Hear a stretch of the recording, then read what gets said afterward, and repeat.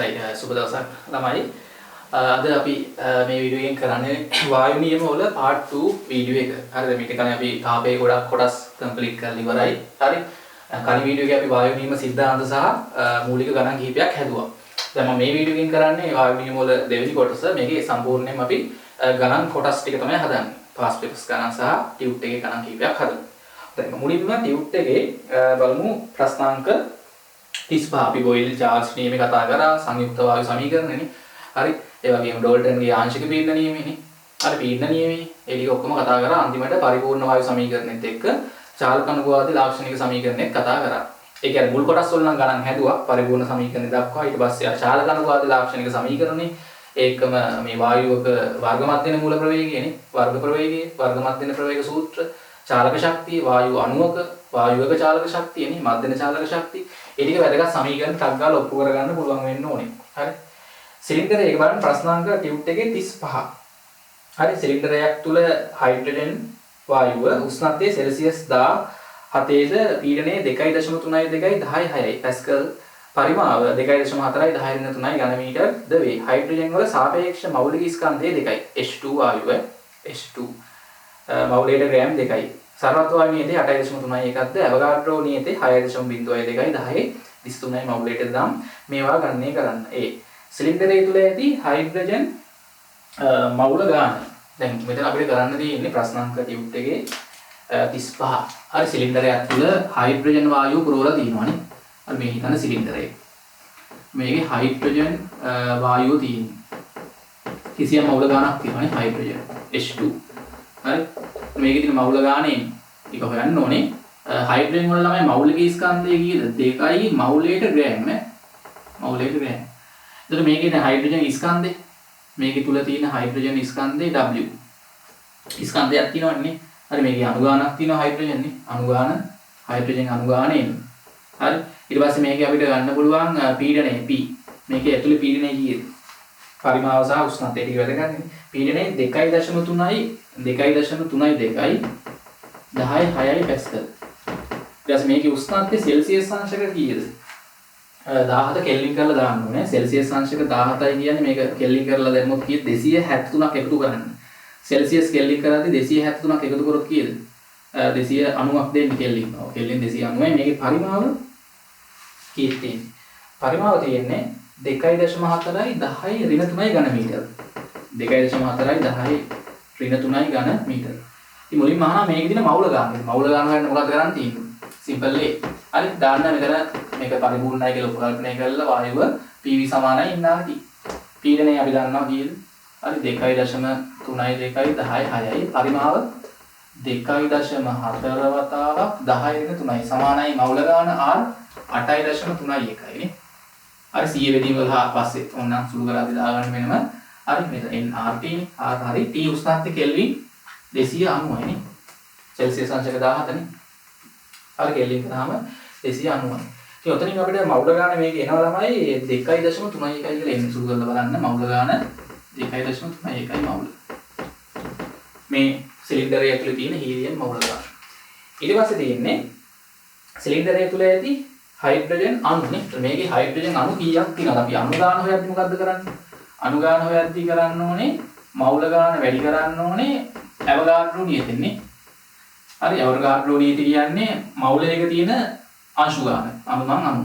එතකොට මෙතන මවුල 2.3යි එක කොච්චරක් අණු තියෙනවද හයිඩ්‍රජන් ඇවෝගාඩ්‍රෝ අංකය එතන 6.02 වැඩි කිරීම 10.23 දීලා තියෙන්නේ. 6.02 වැඩි කිරීම 10.23 උතනින් ඔයගොල්ලන්ට අණු ගාන එනවා. හයිඩ්‍රජන් වල ස්කන්ධය. දැන් ස්කන්ධය ගද්දී අපි කරන්නේ මොකද්දනේ? ස්කන්ධය ගද්දී කරන්න ඕනේ ස්කන්ධයනේ. හරි. ස්කන්ධය ගද්දී මෞලයට අපි දැන් මෞලික ස්කන්ධ දන්නවන්නේ. මෞල ගානක් දන්නවනේ. දැන් මෞලික ස්කන්ධ දන්නේ හින්දා ස්කන්ධය ගද්දී මෞල ගානෙන් වැඩි කරන්නේ. හරි. මොකද W කියන්නේ මෙතන මෞල ගාන වැඩි කරන්න ඕනේ මෞලික ස්කන්ධය. හරි. මෞල ගාන ගද්දී ස්කන්ධය බෙදන්න බෑ මෞලික ස්කන්ධෙන්නේ. මෞල ගාන 2.3යි 1යි. මෙතන මෞලික ස්කන්ධයේ 2යි මෞලයට ග්‍රෑම්. මෞලික ස්කන්ධයේ හයිඩ්‍රජන් මෞලයක් ගත්තොත් ස්කන්ධ ග්‍රෑම් දෙක නම් මෞල 2.3යි ස්කන්ධය ගන්න මේ දෙක වැඩි කරන්නේ. මෞලයට මෞල කැපිලා ගිහිල්ලා ග්‍රෑම් දී දෙන්නේ 4.62යි. හරි ඔය වගේ සාමාන්‍ය ගණන් හදාගන්න පුළුවන් වෙන්න ඕනේ. එම තත්ත්වයටදී හයිඩ්‍රජන් වල ඝනත්වය. දැන් මෙතන හයිඩ්‍රජන් වල ඝනත්වය ගන්න අපිට සාමාන්‍ය සමීකරණ දාන්න අවශ්‍ය නැහැ. ඉතින් ඝනත්වය කියන්නේ මොකක්ද? ස්කන්ධ බෙදීම පරිමාව. හයිඩ්‍රජන් වල ස්කන්ධය 4.62 ග්‍රෑම් බෙදන්න පරිමාව කීයද? මේකේ හයිඩ්‍රජන් අඩංගු පරිමාව 2.4යි 10 මේක ඝන මීටර නේ. හරි එතකොට උතන ඝනත්වයේ ඒකකේ ඝන මීටරයට ග්‍රෑම් වලින් එන්නේ. ඕන කිලෝග්‍රෑම් කරලා දාන්නත් පුළුවන් උඩ. කැමති විදිහට දාගන්න. පැහැදිලිද? හොඳයි. ඊට පස්සේ අපි යමු මේ චාලක අනුපාතයේ සමීකරණයත් එක්ක ගණන් කිහිපයකට වායු පිළිබඳ චාලක අනුපාතයේ ප්‍රශ්නවල ප්‍රශ්නාංක බලන්න. ප්‍රශ්නාංක 2 රෝම ඉලක්කම් 5. අපි චාලක අනුපාත සමීකරණයත් එක්ක ගොඩනගපු සමීකරණ ටික ඉස්සෙල්ලා බලන්න මතකද කියලා. ඒ ටික හොඳට මතක තියෙන්න ඕනේ නේ. චාලක අනුපාත තමයි වායුවක ඔය ලක්ෂණ නේ. තාත්වික වායු සහ පරිපූර්ණ වායු සම්බන්ධ ලක්ෂණ ඉදිරිපත් කරන්නේ. ඒකේ ලක්ෂණ ටික මම ටියුට් එකේ දාලා තිබ්බා කලින් වීඩියෝ එකෙත් කරන්නේ. හරි එතකොට අපි ගොඩක් මේකේ කතා කරන්නේ පරිපූර්ණ වායු ගැන. පරිපූර්ණ වායු ඇත්තම නෑ. තාත්වික වායු තමයි තියෙන්නේ ඇත්ත වායු. හැබැයි අපි උපකල්පනය කරනවා පරිපූර්ණ තත්ත්වයට ආසන්නයි කියලා. හරි. එතකොට දැන් අපි මුලින්ම බලමු දැන් පරිපූර්ණ අපි නැත්නම් ඕනම වායුවක් ගත්තොත් හරි එක එක ලක්ෂණ දිනවන්නේ. අර චාලක අනුපාතය තමයි විස්තර කරන්නේ පරිපූර්ණ වායුවක් ගත්තොත් ඒකේ තියෙන ලක්ෂණ. මේ සමීකරණ ගොඩක් වෙලාවට බලංගු වෙන්නේ ළමයි පරිපූර්ණ වායු සඳහා. මේ අපි පාවිච්චි කරන සමීකරණ ඔක්කොම. හැබැයි අපි ගණන් හදද්දී මේ උපකල්පනය කරනවා අපි මේ වායුව පරිපූර්ණයි කියලා උපකල්පනය කරලා තමයි මේ සමීකරණ දාන්නේ. හරි ඔහොම සමීකරණයක්.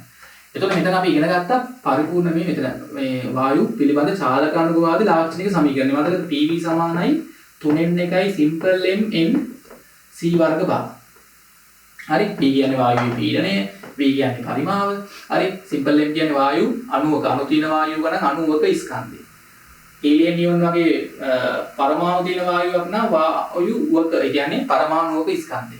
simple m කියන්නේ අණු තියෙන වායුවක අණුවක ස්කන්ධය, පරමාණු තියෙන වායුවක පරමාණුවක ස්කන්ධය. n කියන්නේ අණු තියෙන වායුවක අණු ගාන. ඒකේ අඩංගු වෙලා තියෙන අණු ගාන වායුවේ. අපි ගත්ත වායුවේ අඩංගු අණු ගාන, පරමාණු තියෙන වායුවක නම් පරමාණු ගාන. C වර්ග භාග කියන්නේ අර එක් එක් වායු අණු වල හෝ පරමාණු වල හෝ ප්‍රවේගයන් වර්ග කරලා එකතු කරලා නේ අණු ගානින් බෙදුවාම නැත්නම් පරමාණු තියෙන වායුවක නම් පරමාණු ගානින් බෙදුවාම එනගේ හරි වර්ග මැදේන ප්‍රවේගය. ඕකේ වර්ගමූලය ගත්තාම තමයි වර්ග මැදේන මූල ප්‍රවේගය එන්නේ. දැන් මෙතන ඕගොල්ලන්ට මතකද අපි ඔප්පු කරා C වර්ග භාග සමානයි 3RT යට m කියලා නේ. ඕකේ වර්ගමූලය ගත්තාම තමයි ළමයි වර්ග මැදේන මූල ප්‍රවේගය එන්නේ. හරි 3RT යට m වල වර්ගමූලය. ඊට පස්සේ මතකද දැන් අපිට චාලක ශක්තිය සඳහා ප්‍රකාශනයක් ගත්තා. වායුවක මුළු චාලක ශක්තිය මොකද? හරි 2 3යි nRT නේ. වායු අණුවක චාලක ශක්තිය E නෝට් කියලා ගත්තොත් හරි 2 3යි මොකද්ද? K.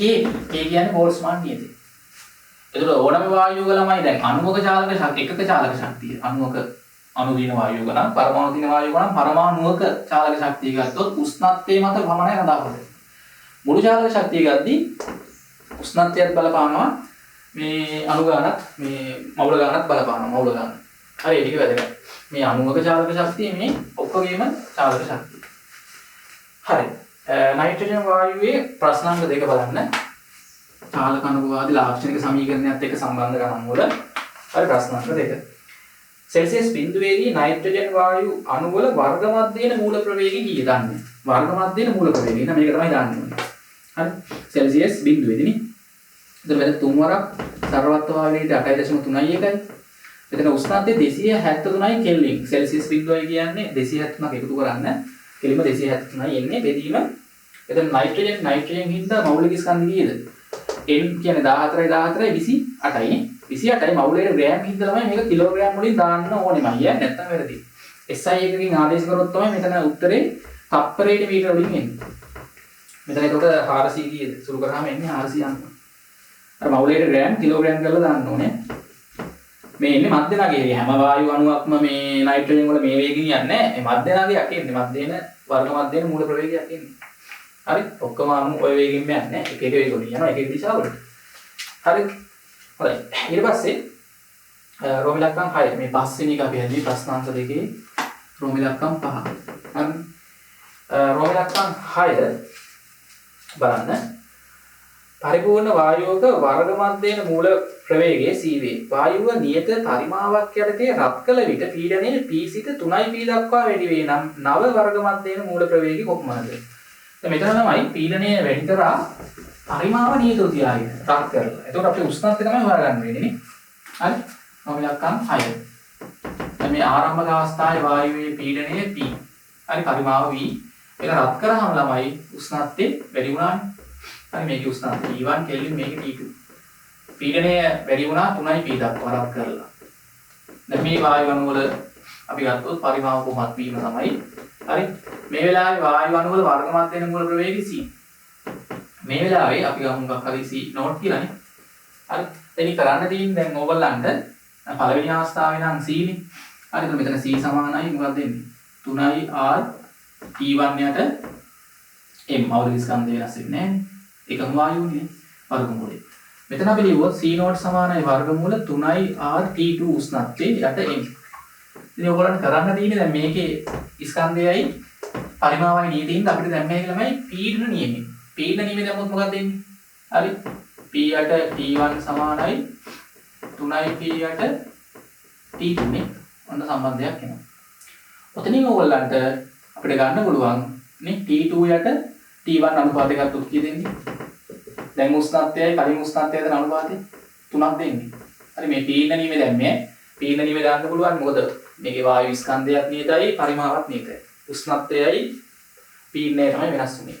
හරි දැන් උෂ්ණත්වය කලින් වගේ 3 ගුණයකින් වැඩි වෙලා නේ. T2 සමානයි T1 වරක් 3 නේ. ඉතින් මේ දෙක ඔයගොල්ලන් බෙදලා C0 යට C මේ දෙක බෙදද්දි වම් පැත්තෙන් බෙදන්න 3rෙන් කැපිලා යනවා නේ. මෙතන ගෙලින් වෙන්නේ T2 යට T1 වල වර්ගමූලය එන්නේ. ඉතින් C0 යට C සමානයි T2 යට T1 ට දැම්ම හැකි 3 නේ. වර්ගමූල ඇතුලේ 3. ඒ කියන්නේ දැන් වර්ග මධ්‍යන මූල ප්‍රවේගයේ කලින් වගේ මූල 3 ගුණයකින් වෙනස් වෙලා තියෙන්නේ. හරි වෙනස් වෙන සාධකයේ මූල 3ක් එන්නේ. හරි. ඒ වගේ බහුවර්ණ වලට එනවා. හරි.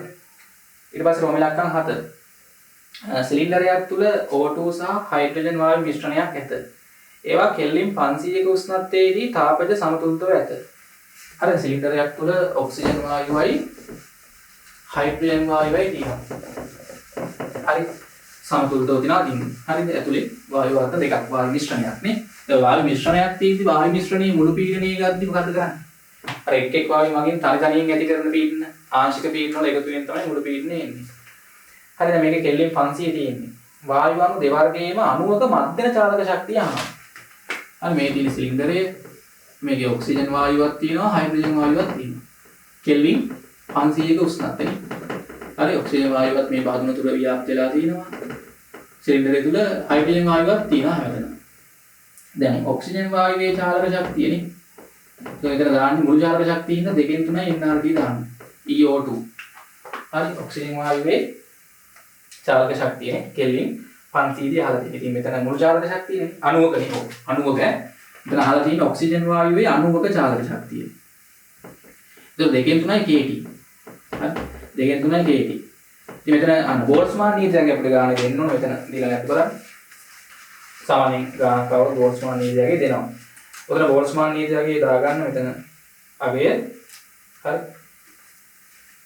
1.30 දාගන්න. 1.38යි 10^23යි 1.38යි ඒක මතක තියාගන්න ඕනේ 10^28යි බෝල්ට්ස්මාන් නීතියගේ වතාවක් හරි 1.38යි 10^23යි 10^23යි හරිද බෝල්ට්ස්මාන් නීතියගේ වතාවක් උෂ්ණත්වයේ කෙල්වින් කීයද 500 නේ. මෙතනින් ඔයගොල්ලන්ට එනවා ඔක්සිජන් වායුවේ අණුවක චාලක ශක්තිය. ඉතින් ළමයි දැන් හයිඩ්‍රජන් වායුවේ අණුවක චාලක ශක්තිය ගත්තත් ඔය උත්තරේම එන්නේ. මොකද ඒකෙත් 2න් 3යි කීයද? K බෝල්ට්ස්මාන් නීතිය 1.38යි 10^23යි උෂ්ණත්වය කෙල්වින් 500 ජූල් වලින් එන්නේ වෙනස් වෙන්නේ. හරි අණුවක චාලක ශක්තිය වායු වර්ගය මත කතාවවතින්නේ උෂ්ණත්වය මත විතරයි කතාවවතින්නේ. හොඳයි. ඉතින් ඊට පස්සේ අහලා තියෙනවා කීයද?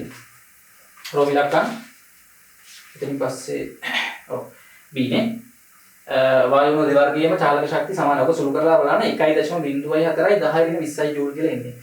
හයිඩ්‍රජන් අණුවක ස්කන්ධයේ 3.34යි 10^23යි කිලෝග්‍රෑම් වන අතර O2 අණුවක ස්කන්ධය හයිඩ්‍රජන් වගේ 16 ගුණයක්. ඔයගෙන් වෙනවා. මොකද ඔක්සිජන් ගත්තොත් 16 32යි.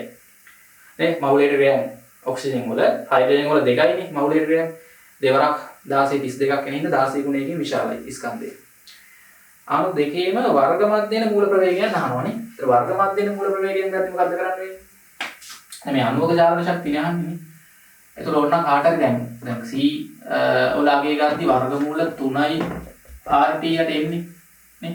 උතන ඕන කාට හරි ඔහම හදන්නත් පුළුවන්. ඒතර මෙතන දැන් ඔක්සිජන් වායුවේ නැත්නම් හයිඩ්‍රජන් වායුවේ සලකලා හදනවා නම් හයිඩ්‍රජන් වායුවේ වර්ග මධ්‍යන මූල ප්‍රවේගය 3යි R ඔලාගේ 8.31යි උෂ්ණත්වය කීයද? උෂ්ණත්වය කෙල්වින් 500යි නේ. බෙදීම මෞලික ස්කන්ධ කීයද? 2යිනේ. මෞලයට ග්‍රෑම් එක කිලෝග්‍රෑම් කරලා දාන්න. හරි 10 3න් වැඩි කරලා දාන්න. ඔය වගේ ඔක්සිජන් වායුව එකක්දී මොකද වෙන්නේ? 3යි R T හරි මේකමයි. එතන 2 නෙමෙයි එන්නේ. ඔක්සිජන් වල 32 නේ. වතාවක් 10 3යි. එහෙම හදන්න පුළුවන්. එහෙම නැත්නම් අපිට තව ක්‍රමයක් තියෙනවා ළමයි. දැන් අපි ගත්තොත් අණුවක චාලක ශක්තිය ලියුවේ හැකිනේ භාගයයි MC වර්ග කියලා. නේ අණුවක චාලක ශක්තිය අපි හොයාගත්ත කලින් කීයද? E නෝට් එකේ මේ. හරි මේක සුළු කරලා අපි කලින් උත්තරයක් ගත්තා. හරි මේක සුළු කරාම ආවේ කීයද? අණුවක චාලක ශක්තියට අපිට ආවේ 1.04යි 10 කීයද? ඍණද ධනද? ඍණ 20යි ජූල් නේ. 10 ඍණ 20යි ජූල් දෙන්නගම සමානයි. ඒක අපි දන්නේ ඉඳලා මේක දාන්න මෙතනට. බලන්න මෙහෙම හදන්නත් පුළුවන්. භාගයයි M. හරි අණුවක ස්කන්ධය කීයද? අණුවක ස්කන්ධය අපි දන්නවා දෙවරක් 10 ඍණ 3 නේ. හරි මෙතන අණුවක ස්කන්ධය දාන්න ඕනේ. ඔව් මෙතන අණුවක ස්කන්ධය දාන්න මෞලික ස්කන්ධය දාලා හරියන්නේ නැහැ. මෙතන දාන්නේ මෞලික ස්කන්ධය. හරි. ඒතකොට එතන එහෙම හදන්නත් පුළුවන් කාට හරි. එතන C හොයාගන්න ඕන නම් මේ විදිහට හදන්නත් පුළුවන්. නැත්නම් ඒක අතනින් ගන්න එක ලේසි. දැන් මොකද නැත්නම් මෙතන අණුවක ස්කන්ධය දාන්නේ. හරි මෞලික ස්කන්ධය දාලා හරියන්නේ නැහැ නේ. මෞලයේ හයිඩ්‍රජන් මෞලයේ ස්කන්ධය කීයද? දෙවරක් 10 නේ 3යි නේ. හයිඩ්‍රජන් මෞලයක් ගත්තොත් ළමයි මෞලයේ ස්කන්ධය තමයි කීයද? දෙවරක් 10 ඍණ 3යි කිලෝග්‍රෑම්. මෞලයක් කියන්නේ ළමයි හයිඩ්‍රජන් කොච්චරක් තියෙනවද? අවගාඩ්‍රෝ සංඛ්‍යාවක් තියෙනවන්නේ. එතන හයිඩ්‍රජන් මේ අණු එකක ස්කන්ධය ගත්තොත් අණු එකක ස්කන්ධය ගන්නවා නම් කරන්න වෙන්නේ මේක කීයෙන් බෙදන්න ඕනද? අවගාඩ්‍රෝ සංඛ්‍යාවෙන් බෙදන්න ඕනේ. 6.02යි 10 හරි 23න් බෙදලා ගන්න වෙනවා.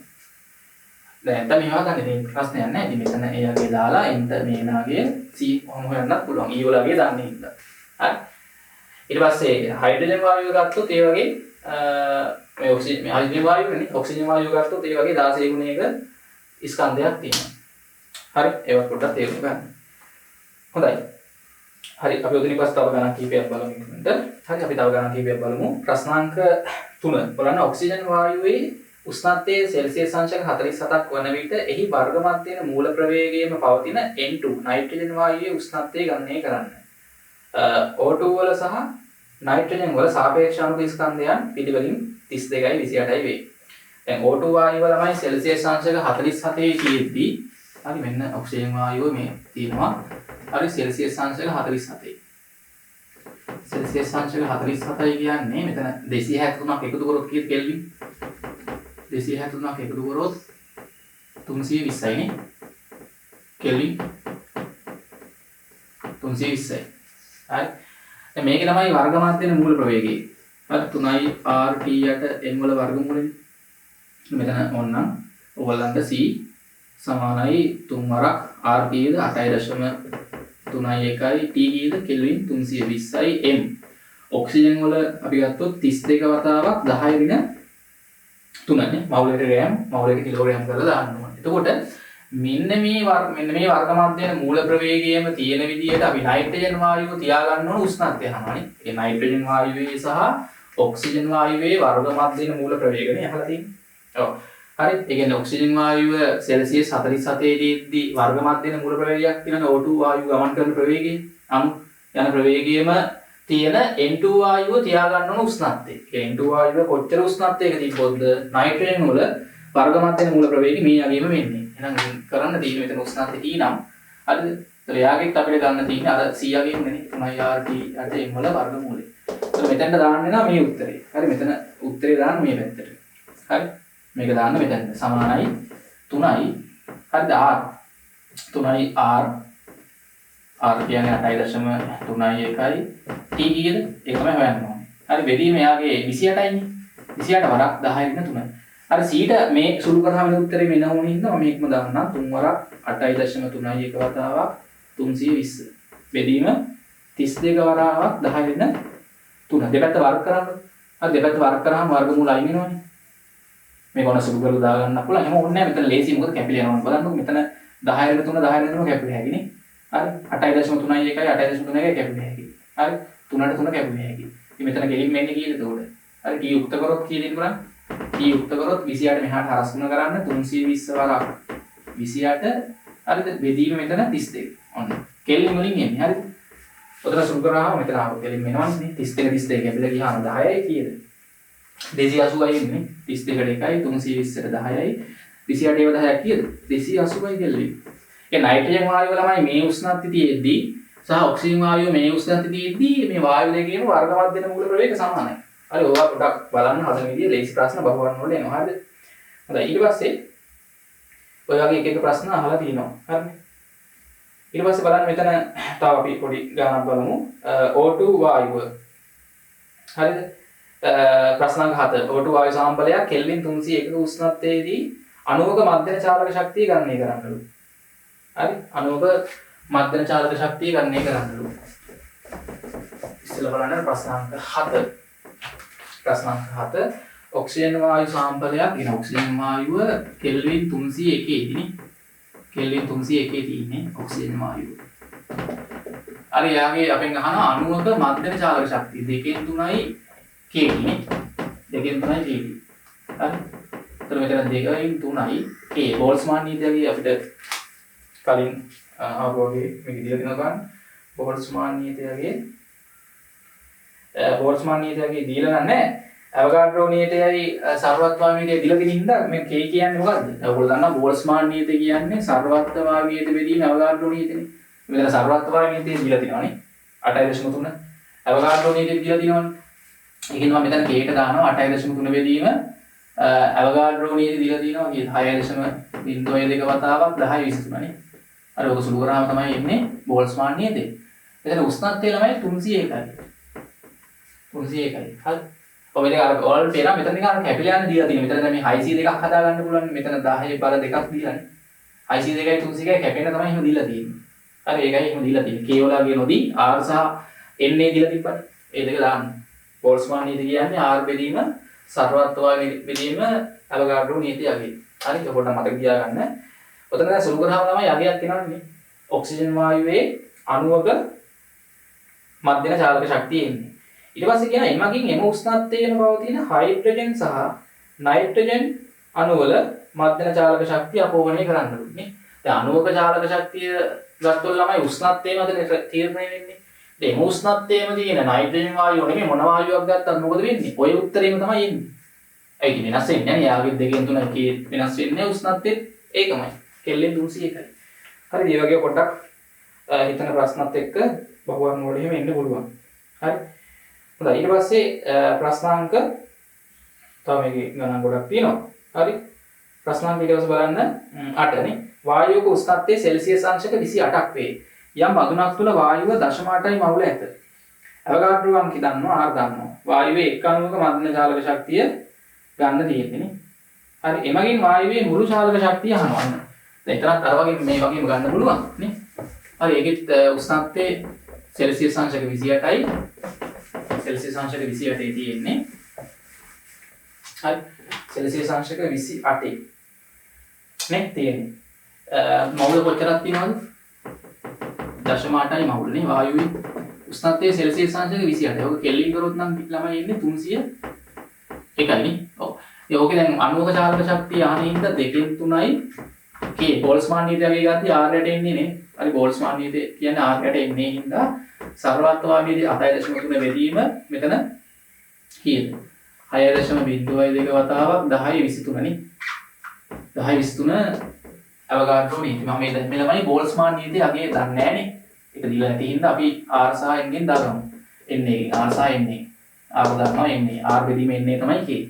උෂ්ණත්වය මෙතන කෙල්වින් කරාම 301යි. උතරතර කැපිලා යන තමයි දීලා තියෙනවා. මෙතන දශම ස්ථානයක් පන්නලා 602යි 301යි කැපුවේ හැටි. හරි ඒක ලේසියි. ඊට පස්සේ උතනින් ගන්න කෙලින්ම ජූල් වලින් එන්නේ. වායුවේ අණුවක චාලක ශක්තිය. ඊට පස්සේ ඕකෙන් අපෙන් අහනවා තමයි අණුවක චාලක ශක්තිය හරි 6.22 ඍණ 20 ජූල් කියලා එයි. ඊට පස්සේ අපෙන් අහනවා එමගින් වායුවේ මුළු චාලක ශක්තිය අහනවා. ඉතින් මුළු චාලක ශක්තිය ගන්න මොකද්ද කරන්න ඕනේ? දැන් මේ අණුවක චාලක ශක්තියනේ. මුළු චාලක ශක්තිය ගන්න ළමයි අණුවක චාලක ශක්තිය මේකේ තියෙන අණු ගාණින් වැඩි කරන්න ඕනේ. හරි. ඒ කියන්නේ මේ E නෝට් අගය මේ සුළුග්‍රාමීන අගය අණු ගාණින් වැඩි කරන්න ඕනේ. හරි අණු ගාණින් වැඩි කරන්න ඕනේ. ඉතින් අණු ගාණ කියන්නේ ඔයගොල්ලෝ දන්නවා අණු ගාණ සමානයි මවුල ගාණ වතාවක් ඇවගාඩ්‍රෝ නේදනේ. අණු ගාණ මතකයි අණු ගාණ ගද්දී මවුල ගාණ ඇවගාඩ්‍රෝ නීතියෙන් වැඩි කරන්න ඕනේ. එහෙනම් මුළු චාලක ශක්තිය ගද්දී මේ අණුවක චාලක ශක්තිය අණු ගාණින් වැඩි කරනවා කියන්නේ අණු ගාණ කියන්නේ මවුල ගාණ වතාවක් ඇවගාඩ්‍රෝ නීතිය. එතන මෙතන ආපු උත්තරේ E නෝට් මේක සුළු කරාම උත්තරේ මෙතන එනවා තියෙන්නේ. උතන එන්න ඕනේ ළමයි 6.22 10 ඍණ 20යි ජූල්. 6.22 10 ඍණ 20යි ජූල් කියලා එන්නේ. හරි. ඉතින් ඔතන මේ E නෝට් එකේ අපි වාගත් තියෙන 6.22 10 ඍණ 20යි නේ. ඔක මවුල ගාන කීයද? මේ මවුල 0.8ක් තියෙනවනේ. ඊට පස්සේ ඇවගාඩ්‍රෝ නියතේ හරි 6.02 10 23යි ජූල්. උතනින් තමයි එනවා වායුවේ මුළු මධ්‍යම චාලක ශක්තිය. අර කලින් ගත්ත අණුවක මධ්‍යම චාලක ශක්තියනේ නේ. උතනින් මුළු මධ්‍යම චාලක ශක්තියම ගන්න පුළුවන්. පැහැදිලිද? හොඳයි. දැන් මම මේකේ විභාග ප්‍රශ්න වලට එන්න ඕනේ. ඊට කලින් මම පොඩි තව අර කලින් ගණන් සෙට් එකේ පරිපූර්ණ වායු සමීකරණයත් එක්ක නේ අපි ගණන් හැදුවා සෑහෙන ප්‍රමාණයක්. ඒකේ බලමු මෙන්න මේ ප්‍රශ්නාංක බලන්න 16. හරි. කලින් ගණන් සෙට් එකේ බොයිල් චාර්ල්ස් නියමත් එක්ක ගණන් සෙට් එකේ ප්‍රශ්න කීපයක් තව බලලා අපි අවසාන වශයෙන් පාස් පේපර්ස් ගණන් කීපයක් හදමු රචනා ප්‍රශ්න. හරි. මම මේ ගණන් කලින් ගණන් සෙට් එකේ හරි බොයිල් චාර්ල්ස් නියමත් එක්ක පරිපූර්ණ වායු සමීකරණයත් එක්ක ගණන් සෙට් එකේ ප්‍රශ්නාංක 16. සෙල්සියස් 27 දී ඔක්සිජන් වායුවේ ඝනත්වය 1.23යි ඝන මීටරයට කිලෝග්‍රෑම්. සෙල්සියස් 127 දී ඝනත්වය අහනවා. පීඩනය නියතයි කියලා ගන්නලු. දැන් සෙල්සියස් 9.27 දී O2 වායුවේ ඝනත්වය කීයද? O2 1.23යිලු නේ. ඝනත්වය 1.23යි ඝන මීටරයට කිලෝග්‍රෑම්. හරි. ඒක පීඩනය වෙනස් කරන්නේ නැතුව උෂ්ණත්වය වැඩි කරනවලු ළමයි. පීඩනය වෙනස් කරන්නේ නැහැ. පීඩනය වෙනස් නොකර උෂ්ණත්වය වැඩි කරාලු සෙල්සියස් අංශක 127 දක්වා. දැන් ඝනත්වය තමයි අහන්නේ. මේක ρ1 මේක ρ2. මතකද අපි ඝනත්වය සඳහා ප්‍රකාශනයක් ඔප්පු කරා PV සමානයි NRP ද නේ. මොකද මවුල ගාන කියන්නේ මේකේ තියෙන ස්කන්ධේ වෙනස් වෙන්නේ නැහැ W නේ. මේකේ තියෙන ස්කන්ධේ බෙදන්න ඕනේ මෞලික ස්කන්ධේ. මවුල ගාන. හරි. R වතාවක් P මෙතන බලන්න මොන වායුවද? ඔක්සිජන් මෞලික ස්කන්ධේ 32යි. M මවුලට ග්‍රෑම් නම් කිලෝග්‍රෑම් වලින් දාන්න ඕනේ. මෙතන අපි මේ දෙක හරස් ගුණ කරාම ඕගොල්ලන්ට එනවා PM. හරිද? මෙතන W යට V නේ. ස්කන්ධ බෙදීම මේ දෙක හරස් ගුණ කරන්න. හරි. ස්කන්ධේ W බෙදීම පරිමාව කියන්නේ ඝනත්වනේ. ඉතින් ඔතනින් තමයි ළමයි අර PM සමානයි ඝනත්වය ρ නම් වායුවක මේක සම්බන්ධ සූත්‍රයක් නෙමෙයි. හරි. PM බෙදීම RT සමානයි ρ. ඝනත්වය සඳහා සමීකරණයම ඔප්පු කරන්න පුළුවන්. ඒකට ගාලා ඔප්පු කරන්න පුළුවන් වෙනකොට රචනා ගණන් වලින් ඔප්පු කරන්නේ නෙමෙයි. මේක කොටු කරගන්න එපා. මේක සම්මත සූත්‍රයක් නෙමෙයි. මෙන්න මේක තමයි සම්මත සූත්‍රය. මේකෙන් අපි මේක ඔප්පු කරන්න ඕනේ. හරි. මවුල ගාන කියන්නේ W යට M නේ. වායුවේ ස්කන්ධය මෞලික ස්කන්ධෙ බෙදුවම තමයි වායුවේ එතන මවුල ගාන එන්නේ. හරි. දැන් පීඩනය නියතයි වෙනස් වෙන්නේ නැහැ නේ. මෞලික ස්කන්ධයත් නියතයි. හරිද? ආරුත් නියතයි. උෂ්ණත්වය තමයි වෙනස් වෙන්නේ නේ.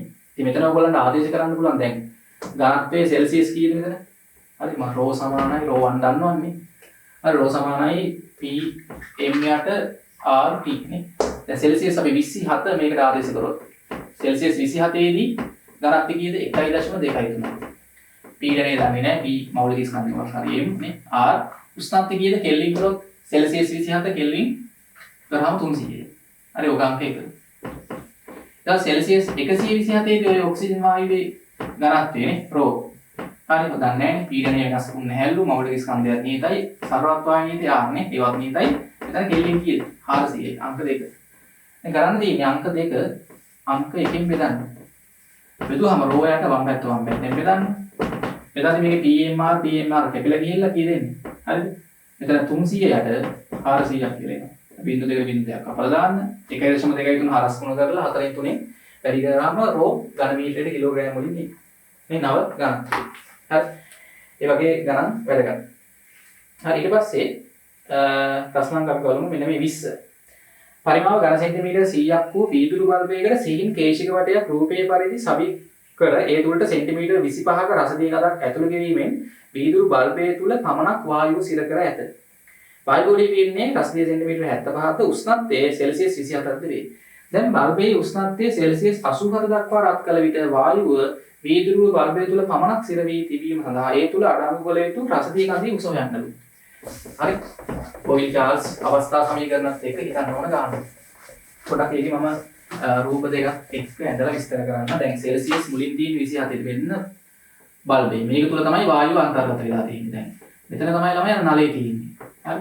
මේ වායුගෝලීය පීඩනයේ රසදිය සෙන්ටිමීටර් අපිට දීලා තියෙනවා 75යි. හරි.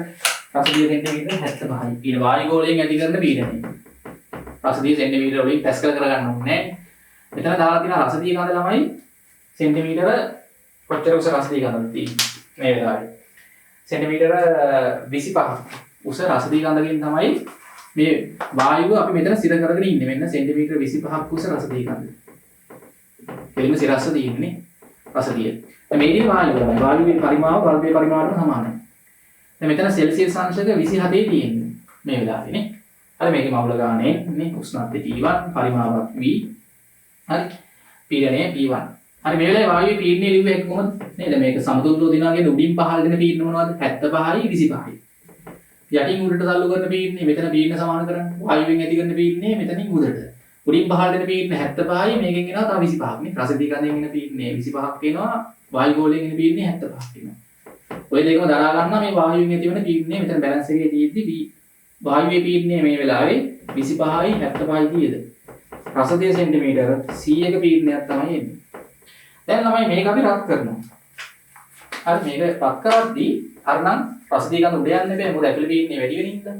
හැබැයි උඩ යන්න නොදී අපිට මේක ඔහොමම තියාගන්න පුළුවන් තව වැඩිපුර රසදිය ගඳක් මේකට අඩංගු කරලා. කොහොමත් වායුගෝලීය පීඩනේ එනවා කොහොමද? මම දැන් මේක දැනුත් මේ වායුව බල්බය තුලම අඩංගු කරලා තියාගන්න මේකට අපිට දාන්න වෙනවා ටිකක් වැඩිපුර රසදිය ගඳක් නේ ඊට වඩා උස අපි එක් කියලා ගමුනේ. දැන් උෂ්ණත්වය කීයද? සෙල්සියස් අංශක 87යි. සෙල්සියස් අංශක දැන් 84 රත් කරා T2. හරි දැනුත් පරිමාව නියතයි. මොකද පරිමාව දැන් මේකේ තුලම තමයි අන්තර්ගත වෙන්නේ. උඩට යන්න නොදී දැන් මෙහෙම රඳව ගන්න නම් සෙල්සියස් මේක 84 රත් කරොත් ඇත්තට මේක උඩ යන්න හදනවනේ. උඩට යන්න නොදී මෙහෙන් පීඩනය තව වැඩි කරන්න ඕනේ. මොකද මෙහෙ පීඩනය වැඩි වෙනවනේ. කලින්ට වඩා දැන්. වැඩි වෙන හින්දා ඒකට සමාන පීඩනයක් උඩින් පහළට දෙන්න ඕනේ හින්දා මේ 75 කොහොමද වෙනවා? මේකේ උස තව වැඩි කරන්න තව රසදිය ගඳක් මේකට දැම්මම හරි. මුළු උස දැන් H රසදිය ගඳයි. දැන් ඕගොල්ලන්ට මෙතෙන්ටයි අවස්ථාව දෙක සලකලා මවුල ගානක් නියතයි පරිමාවක් නියතයි. දැන් මේකේ පීඩනය. පීඩනය වෙලා නේ. මෙතන පීඩනය ඕගොල්ලෝ දන්නවා කීයද? හරි. මම එහෙන් ලියන්න පීඩනය 100යි වුණා. උෂ්ණත්වය කීයද? සෙල්සියස් 27 කෙල්ලෙන් කරොත් 300යි. 300යි. හරි. මෙතන දැන් පීඩනය P2 කීයද? T2 මෙතන සෙල්සියස් 87යි කියන්නේ 273ක් එකතු කරන්න. හරි 280ක් වෙනවා 73යි 7යි. 80යි 80යි 360ක් දෙන්න 360. ඔතනින් දැන් මේකේ පීඩනය P2 කීයද එන්නේ? හරස් ගුණ කරාම මෙතන ඕන්න 360 වරක්. හරි මෙතන 1.3ක් කියන බිඳුව වෙලා ගියාම ඒ කියන්නේ කීයද? 3 කියපුවාම 120යි සෙන්ටිමීටර. P2 120යි සෙන්ටිමීටර. හරි දැන් අපි දන්නවා එහෙනම් දැන් මෙහෙන් කියන්නේ මෙතන දැන් පීඩනය මේ 120යි කියන්නේ මොනවද මෙතන ඒකගේ රසදිය සෙන්ටිමීටර නේ. ඔව් රසදිය සෙන්ටිමීටර නේ. රසදිය සෙන්ටිමීටර 120ක පීඩනයක් වෙනවා දැන් වායුවේ පීඩනය. මේ වෙලාවේ නම් 100යි තිබ්බේ. 120 දක්වා වැඩි වෙලා. එහෙනම් දැන් ළමයි ඕක සමතුලිතව තියන්න උඩිනුත් පහළට රසදිය සෙන්ටිමීටර 120ක පීඩනයක් එල්ල කරන්න ඕනේ. දැන් 75ක් වායු ගෝලයෙන් එල්ල වෙන හින්දා එහෙනම් මේ රසදිය දැන් අපි ගත්තොත් H දාන 75 රසදිය සෙන්ටිමීටර සමානයි 120ට. නේ උඩින් එනවා පහළට 75කුයි මේ රසදිය ගඳෙන් එන පීඩනයයි. මේ දෙකේ එකතුව සමානයි සමතුලිතව දැන් තියෙනවනේ වායුව මේක තුල උඩට යන්න නොදී එළියට ආවේ නැහැ මෙතනින් කල්ප වෙලා. මේකෙන් ඇති වෙන පීඩනයත් වායුවෙන් අපි දන්නවා 120 ඉඳන් සමතුලිත කරලා H සමානයි 120ෙන් 75ක් අඩු කරන්නේ. මෙතනින් ඕගොල්ලන්ට එනවා කීයද? 45යි සෙන්ටිමීටර. එහෙනම් මේකේ රසදිය ගඳ සෙන්ටිමීටර 45ක් උසකට පුරවන්න ඕනේ.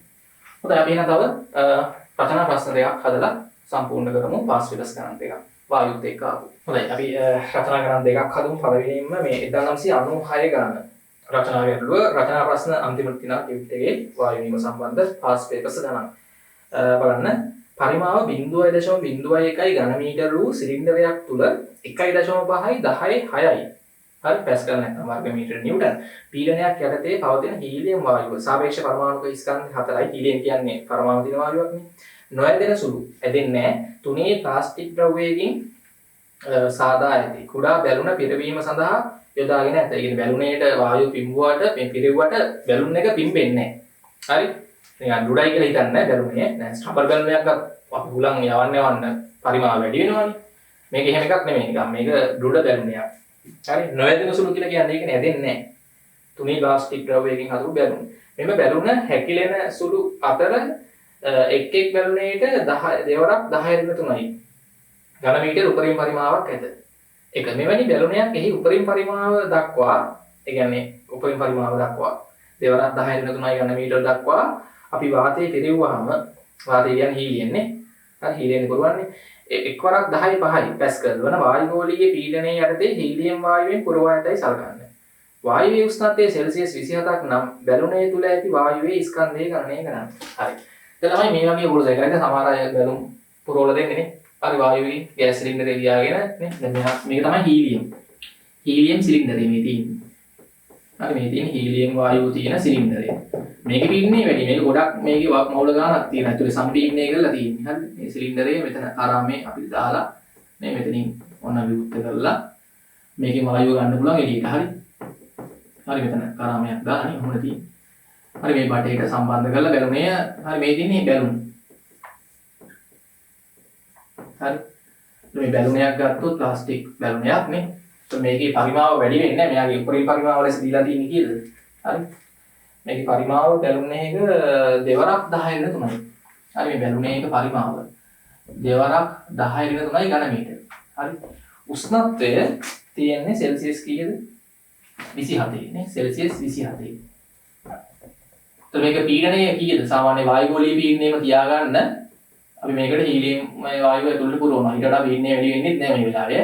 පීඩනය එක්වරක් 10.5යි පැස්කල්. නැත්නම් වර්ග මීටර නිව්ටන්. ඔන්න දැන් මේකට ළමයි හීලියම් වායුව මෙතනින් සම්බන්ධ කරලා නේ. හරි මෙහෙම මෙතනින් සම්බන්ධ කරලා මේකට පෙරෝලා ඒක කරාමේ ඇරලා මෙහෙන් වායුව වෙනවනේ. ඇයි මොකද ඇතුළේ පීඩනය දැන් මේක තමයි ළමයි හීලියම් ටැංකිය. මේක තමයි හීලියම් වායුව ගොඩක් තියෙන්නේ පරමාණු මේ මවුල ගන්න. ඒකේ ළමයි පරිමාව කීයද? 0.01 ඝන මීටර. මේකේ හීලියම් පරිමාව 0.01 ඝන මීටර. ඕකේ ළමයි උෂ්ණත්වය කීයද? සෙල්සියස් හරි 27යි කියලා ගන්න. උෂ්ණත්වය එකක් නෑ. මේකෙත් සෙල්සියස් අංශක 27යි. මේකෙත් මවුල ගන්න කිසියම් ප්‍රමාණයක් තියෙනවානේ. n අපි ගමු එක කියලානේ. හරි ස්කන්ධ මේකේ තියෙන W1. මේකේ තියෙන හීලියම් ස්කන්ධය ආරම්භය. අර පුරවන්න කලින් මේකේ දැන් ආරම්භයේදී තියෙන ස්කන්ධය සහ මවුල ගන්න.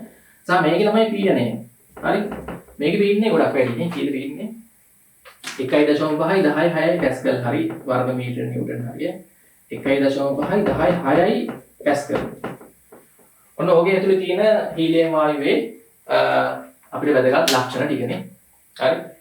එතන මේක හීලියම් වල අපිට දීලා තියෙනවා සාපේක්ෂ පරමාණුක ස්කන්ධය කීයද? 4යි. හීලියම් වල සාපේක්ෂ පරමාණුක ස්කන්ධය n 4යි මවුලයට ග්‍රෑම්. ඔමයි තමයි දීලා තියෙන්නේ. 4යි මවුලයට ග්‍රෑම්. හරි. දැන් ඔන්න ආරම්භයේදී හීලියම් මේ වායුව තියෙන ටැංකිය. දැන් මේ අපි මේ වගේ හිස් බැලුනයක් අරගෙන මෙතනින් කරාම විවුර්ත කරලා මේකට හීලියම් පුරවනවා. මේක ඇතුළේ පීඩනය පැස්කල්. මේ වායුගෝලීය පීඩනය කීයද? පැස්කල් ලක්ෂණ එළිය පීඩනය වාතය. ඒ පීඩනයට දෙකම තමයි ඇතුළේ හීලියම් පුරවන්නේ. උෂ්ණත්වය 27යි පරිමාව දෙවරක් 10කට 3යි. දැන් මෙහෙම පිරෙව්වහම තමයි අපෙන් අහනවා මේ හීලියම් කොච්චර ස්කන්ධයක් අර බැලුනේ තුල අන්තර්ගත වෙනවද? මේක තුල අන්තර්ගත වන හීලියම් ස්කන්ධ අපි නිකන් W2 කියලා ගමු. දැන් මේ බැලුනේ තුල දැන් මේක පුරවල මෙතනින් ආයෙ කරාමේ අයින් කරන්න ඕනේ වහනම. හරි පහල එකක් පිරෙව්වා. දැන් දාන මේ බැලුනේ තුල තියෙන හීලියම් වායුවට PV සමානයි එදාට. දැන් මම මේකේ පීඩනය කීයද? දෙවරක් දැන් එක්වරක් 10.5 නේ. බැලුනේ තුල තියෙන හීලියම් වායුවට දාන්න පීඩනය එක්වරක් 10.5යි පරිමාව කීයද? දෙවරක් 10.3යි. දෙවරක් 10.3යි. මවුල ගාන කියන්නේ ඇත්තට මොකද්ද? මවුල ගාන කියලා කියන්නේ ළමයි ඔබ දන්නවා මොකක්ද? මවුල ගාන කියන්නේ මේකේ තියෙන ස්කන්ධනේ. හරි මේකේ තියෙන මවුල ගාන 2 නම් මේකේ තියෙන ස්කන්ධේ හීලියම් W2 බෙදීම මවුලික ස්කන්ධනේ. හරි මෞලික ස්කන්ධ අපි ගත්තොත් කැපිටල් මෙතන M. මම දාන්නම් W2 වේදීම කැපිටල් M. හරි. කැපිටල් M වලගේ කීයද? මෙතන ප්‍රශ්නයක් නැහැ. මෙතන දැන් අපි ස්කන්ධේ ග්‍රෑම් වලින් දැම්මොත් ළමයි මෞලික ස්කන්ධ දාන්න ඕනේ මෞලයට ග්‍රෑම් වලින් ඈ. මෞලයට ග්‍රෑම් වලින් දැම්මහම මෙතන ග්‍රෑම් හින්දා කැපිටල් කියලා ග්‍රෑම් මෞල වලින් එනවා. දැන් අතන පොඩ්ඩක් ඔළුවේ තියාගන්න මම 4 දාපු හින්දා මෙතන ස්කන්ධේ තියෙන්නේ ග්‍රෑම් වලින් ඈ. මෙතන 4 වරක් 10 නේද දැම්මොත් මෙතන කිලෝග්‍රෑම් වලින් තමයි උත්තරේ එන්නේ. ඒක පොඩ්ඩක් තේරුම් ගන්න. R ලාගේ 8.3යි සරලවත් වායු නේද බලන්න 8.3ද 3යි 1ද. ගානේ 8.3යි. ඒ දෙන එක ගන්න ඈ. උෂ්ණත්වයේ සෙල්සියස් 27 කෙල්වින් කරාම කෙල්වින් 300යි. හරි. ඔතන සුළු කරලා බලන්න W2 වගේ කීයක් එනවද කියලා. හරි. ඔතන සුළු කරාම බලන්න W2ට උත්තරේ තමයි එන්න ඕනේ. හරි. ස්කන්ධය ග්‍රෑම් කිලෝග්‍රෑම් වලින් ගන්නත් පුළුවන් නැත්නම් කීයද 0.32යි. හරි 0.32යි ග්‍රෑම්. මෙතන සුළු කරලා බලන්න W2 වෙන මේ බැලුනයක් පිරෙවුවාම ඒකේ අඩංගු වන හීලියම් ස්කන්ධය 0.32 ග්‍රෑම්. පොඩි ස්කන්ධයක් නෙන්නේ. ඊට පස්සේ අහනවා ළමයි අපිට ඔය ආකාරයට සෙල්සියස් 27 දී මෙම වායු සිලින්ඩරේ පාවිච්චි කරලා ළමයි පුරව ගන්න පුළුවන් මුළු බැලුන් ගන්න අහනවා. දැන් ටග්ගාල ඔයගොල්ලන්ට හිතෙන්න පුළුවන් මෙහෙම වැඩක් කරන්න. එක බැලුනයක් නේ ඔය පිරෙව්වේ. එක බැලුනයක් පිරෙව්වහම ස්කන්ධය මෙච්චරක් එනවා. නේ? වායු හීලියම් වායු ස්කන්ධය මෙච්චරක් මේකෙන් එළියට එනවා. මේකේ ආරම්භයේ තිබ්බ හීලියම් වායු ස්කන්ධය හොයාගන්න පුළුවන්. හරි. අපි මේ ටැංකියටම දාමු ආරම්භක ටැංකියටම. කියන්නේ මේකෙන් හීලියම් වායු ගන්න කලින් එකක්වත් බැලුම් පිරෙව්වේ නැහැ. ටැංකියටම දාලා මේකේ තිබ්බ මුළු හීලියම් ස්කන්ධය ගමු PV සමාන nRT. ටැංකියේ තියෙන මුළු හීලියම් වායුවටම දාන්න nRT. මේකේ තියෙන පීඩනය කීයද? 1.5යි 10යි. ඒකේ පරිමාව කීයද? 0.01යි. ඒකේ මහුල ගන්නට අපි දාමු n1 ඒක දාමු W1 යට මෞලික ස්කන්ධේ කැපිටල් M නේ. හරි වතාවක් RT නේ. R කීයද? 8.3යි. වතාවක් T. උෂ්ණත්වයේ කෙල්වින් 300යි. සෙල්සියස් 27යි. මෙතන M කීයද? මෞලයට ග්‍රෑම් 4යි. උතන ළමයි W1 ඒ කියන්නේ හීලියම් බැලුම් වල පුරවන්න කලින් ටැංකියේ තිබ්බ මුළු හීලියම් ගාන ස්කන්ධය කීයද බලන්න. මුළු හීලියම් ස්කන්ධය එනවා ග්‍රෑම් වලින්. හරිද? 24.1 ග්‍රෑම් එනවා 24.1. ග්‍රෑම් 24.1 එනවා. ඒ කියන්නේ හීලියම් මේ ටැංකියේ තිබ්බ මුළු ස්කන්ධය ග්‍රෑම්. එක බැලුනයකට පිරවන්න ඕන හීලියම් ස්කන්ධය දන්නවා. ඒක ඔයගොල්ලෝ ටක් ගාලා හිතනවා මෙයාව මේකෙන් බෙදලා බැලුම් ගාලා ගන්න පුළුවන්.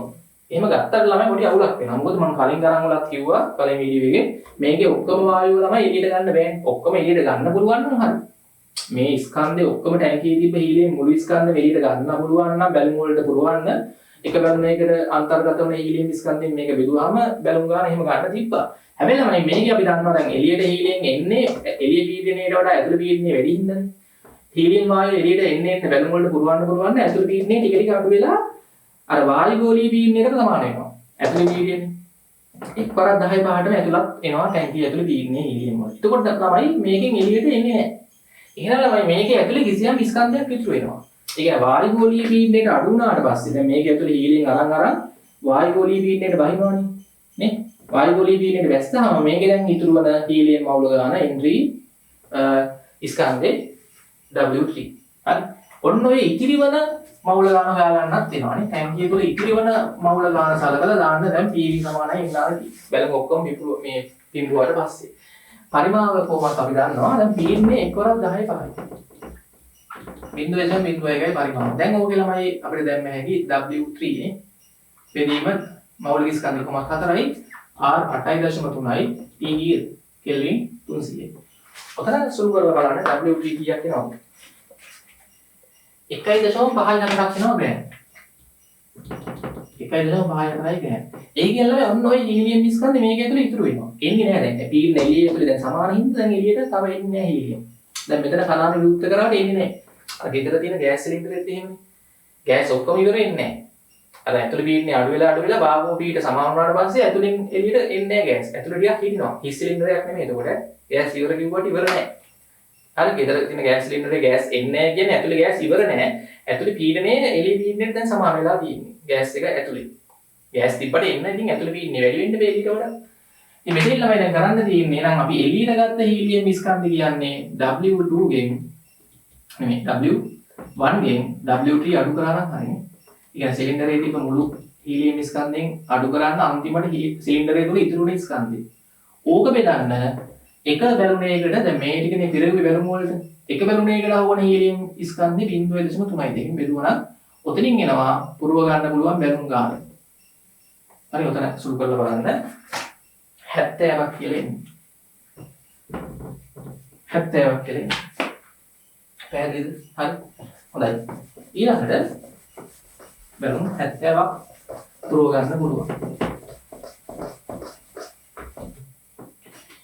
ඊළඟට අහලා තියෙනවා රෝම ඉලක්කම් කීයද 3නේ. රෝම ඉලක්කම් 3. දැන් මෙවැනි වායු පිරි බැලුනයක් සෙල්සියස් 2 ෙහි පවතින සීතල දේශගුණයක් සහිත වායු ගෝලයට නිරාවරණය කරනු ලැබේ. සෙල්සියස් 2ක ප්‍රදේශයකට. ටග්ගාල උෂ්ණත්වය සෙල්සියස් 2කට බහිනවා. සෙල්සියස් 2 දී බැලුනේ පරිමාව ගණනය කරන්න. මේක කියලා තියෙනවා තව බැලුනේ තුල පීඩනය වෙනස් වුන්නේ නැහැලුනේ. කලින් පීඩනයම ගන්න. මේ බැලුනේ අපි සෙල්සියස් 2ක පරිසරයකට අරන් යනවා. සෙල්සියස් 2ක පරිසරයකට අරන් ගියාම තමයි උෂ්ණත්වය සෙල්සියස් කීයද? 2යි. පරිමාව වෙනස් වෙන්නේ නැහැ. මොකද මේක නිකන් ඩුඩ බැලුනයක් නෙනේ. පරිමාව තාමත් දෙවරක් 10 වෙන 3යි. පීඩනය එක්වරක් 10යි 5යිනේ. පීඩනය වෙනස් වෙන්නේ නැහැ. මේ පරිමාව මොකක්ද කියලා දෙන්නේ. ඔව් පරිමාව මෙතන පොඩි වෙනස් වීමක් වෙනවා කියලා ගන්න පරිමාව තමයි අහලා තියෙන්නේ නේ. හරි. එන්නේ අහලා තියෙනවා බලන්න මේ පරිමාව. ඔව් එතකොට මෙතන පරිමාව වෙනස් වීමක් වෙනවා කියලා ගන්නවා නැත්නම් වෙනස් වෙන්නේ නැහැ කියලා ගත්තොත් මොකෝ ගන්න හදන්න බෑනේ. පරිමාවේ පොඩි අගයක් වෙනස් වීමක් වෙයි. අපි නව පරිමාව මෙතන V2 කියලා ගන්න. V1 කීයද? දෙවරක් 10 වෙන 3යි. දැන් මෙතන කරන්න තියෙන ළමයි වායු ස්කන්ධයනේ. නියතයි නීතියේ බැලුන තුල දින වායු ස්කන්ධය එළියට ආවේ නැහැ. පීඩනයත් නියතයි. උෂ්ණත්වය වෙනස් වෙද්දී පරිමාව වෙනස් වුණා. බැලුනේ වායුවේ. ඒකට මෙතන දැම්මේ හැකියාව මොකද්ද? චාර්ල්ස් නියමනේ. හරි V1 යට T1 සමානයි V2 යට T2 දාන්න. V1 කීයද? දෙවරක් 10 වෙන 3යි. උෂ්ණත්වය මෙතන කෙල්ලින් කරාම මෙතන 300යි. මෙතන පරිමාව දැන් නව පරිමාව V2 උෂ්ණත්වය මෙතන සෙල්සියස් අංශක 2යි කියන්නේ කෙල්ලින් කරොත් 273යි 2යි 275යි. ඔතනින් ඔයගොල්ලන්ට V2 හොයලා බලන්න කී දෙන්නේ කියලා. අතන සුළු කරලාම අපිට එනවා ළමයි V2ට PS 1.83යි 10 වෙන 3යි. මෙතන V2ට එනවා 1.83යි 10 වෙන 3යි ගන්න මේක. මේ පරිමාව මොකක්ද වෙලා වෙන්නේ? අඩුවීමක් වෙලා තියෙනවා පොඩිනේ. හරි. ඒ කියන්නේ මේකින් ළමයි බැලුනේ උපරිම පරිමාව. ඊට වඩා පරිමාව වැඩි වෙන්නේ නැහැ. පරිමාව දැන් හැකිලෙන්න පුළුවන් නේ. හරි. පරිමාව අඩු වෙන්න පුළුවන්. ඒකෙන්ද ඊට වඩා පරිමාව උෂ්ණත්වය අඩු වුණාම අඩු වෙනවා පරිමාව. හරි. දැන් ඊට පස්සේ අන්තිමට ගානේ කියනවා. හරි. 4. මෙම බැලුනේ සාධාරණ ද්‍රව්‍ය ස්කන්ධය කියලා මේකේ අර බැලුනේ වටේ නේ ප්ලාස්ටික් නේ හදලා තියෙන ප්ලාස්ටික් කෑල්ලේ මේ වටේ ස්කන්ධේ 1.0 ග්‍රෑම් තියෙද. හරි ග්‍රෑම් 1.5ක් නම් මේ බැලුනේ ඉහත තුනේහි සඳහන් කළ වායු ගෝලයේ තුල මුදා හැරියොත් ඒ ඉහළ යන බව පෙන්වන්නලු. දැන් සාමාන්‍ය බැලුනක් පුම්බල අතහැරියාම උඩ යන්නේ නැහැ කියලා බලමු දැන්. හරි. එතකොට දැන් මේ බැලුනේ ස්කන්ධයේ මුළු ස්කන්ධය ගමු. මේ බැලුනේ මුළු ස්කන්ධය. බැලුනේ මුළු ස්කන්ධය ගත්තොත් ඉස් බැලුනේ ස්කන්ධය 1.5යි මේක තුල තියෙන හීලියම් වල ස්කන්ධය අපිට කී දාන්න? හීලියම් වල ස්කන්ධය 0.32යි. මෙතනින් එනවා මුළු ස්කන්ධය 1.82 ග්‍රෑම්. ඔන්න බැලුනේ ළමයි මුළු ස්කන්ධය හීලියම් x.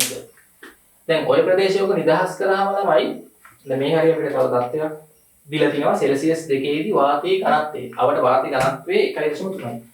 දැන් මේක තරලයක් නේ වාතය කියන්නේ මේ අවට වාතය තුල බැලුනේ කියන වස්තුව ඉහළ යන බව පෙන්වන්න ඕනේ. මේ ඇතුලේ මේ අවට තියෙන වාතයනේ තරලයක්නේ. තරලයක් තුල මේ වස්තුවක් නේද ගිල්ලා තියෙද්දි ඇතිවන උඩුකුරු තෙරපුම් බලය. ඒ කියන්නේ මේ සම්පූර්ණ බැලුනේ මත ඇතිවන උඩුකුරු තෙරපුම් බලයනේ. කිසියම් තරලයක් තුල දැන් වස්තුවක් කොහොම තියෙද්දි මෙයා මත උඩුකුරු තෙරපුම් බලයක් ඇතිවෙනවා ළමයි. මේ වාතයේ විස්ථාපනය වුණාම එළියේ තියෙන ඉහළට ඇතිවන උඩුකුරු තෙරපුම් බලය නේ V ρ G දාලා අපිට බැලුවේ හැකි. හරි V කියන්නේ දැන් බැලුනේ පරිමාව කීයද? 1.83යි 10යි වෙන 3යි. ρ 1.3යි නේ වාතයේ ඝනත්වය එළියේ වාතයේ ඝනත්වය G 10යි. ඔතනින් එන අගයක් තියෙනවනේ ඉහළට. ඕකට ඔන්න ඔය අගය ළමයි මේ බැලුනේ බර තියෙනවනේ බැලුනේ බර. මේ සෙල්සියස් 2ක පරිසරයේදී බැලුනේ මුළු බර නේ. බැලුනේ බර කීයද බලන්න. බැලුනේ බර. හරි ඒක පහළට නේ. බැලුනේ බර ගත්තොත් ස්කන්ධය නම් 1.82 ග්‍රෑම් ඔක කිලෝග්‍රෑම් කරන්න 10 රින 3න් වැඩි කරන්න. ආයි ග්‍රෑම් කරන්න මේ ආයි නිව්ටන් කරන්න ඕන හින්දා 10න් වැඩි කරන්න. මේ ගුරුත්වාකර්ෂණය. ඔතනින් එනවා බැලුනේ බර. පොඩ වෙලේ තමයි සුළු කරලා බලන්න. දැන් ඔයගොල්ලන්ට පැහැදිලිව වෙනවා නිකන් සාල වශයෙන් බැලුවොත් නේ. හරි 1.83යි 10 රින 3යි මෙතන ආයි ඊදෙන්න බලන්න නිකන්. ඒක ආයෙත් දෙක ඔන්න සුළු කරලා බලන්න.